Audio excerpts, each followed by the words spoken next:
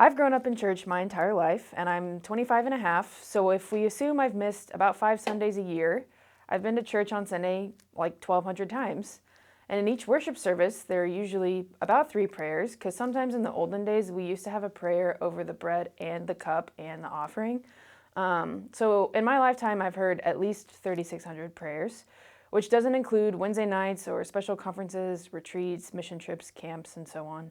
It doesn't include praying at family gatherings or meal times or my own personal prayers, so I think easily in the 20,000s at this point, which is a lot of prayer. However, only a few specific prayers stand out to me.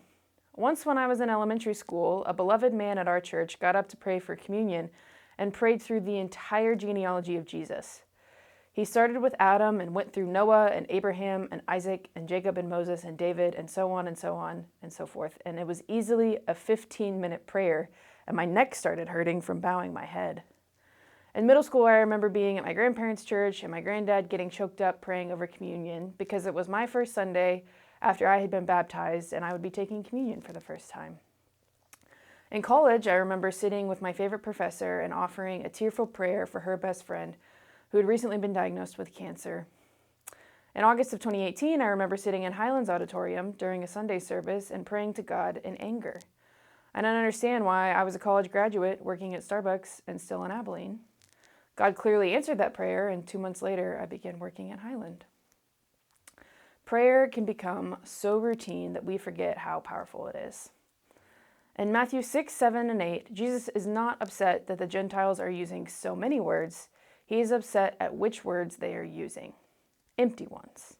It sounds like they're praying for things that they already know how it works out, or heaping empty praise that they don't actually believe. Whatever the case may be, Jesus is saying there's no need for it. God knows our names, every thought that we have, and every hair on our head. We are already intimately known and loved by God. So then why do we pray?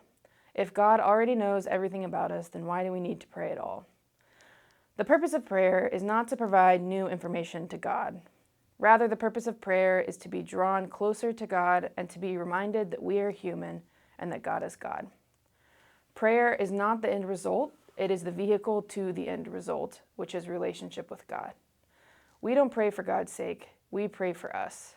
It is a practice that draws us deeper into relationship with God, with those around us, and with ourselves. When we pray half-heartedly with empty words or not at all, we're missing out. This is why saying the Lord's Prayer each week is helpful. It serves as a reminder that there are so many different things we can pray about.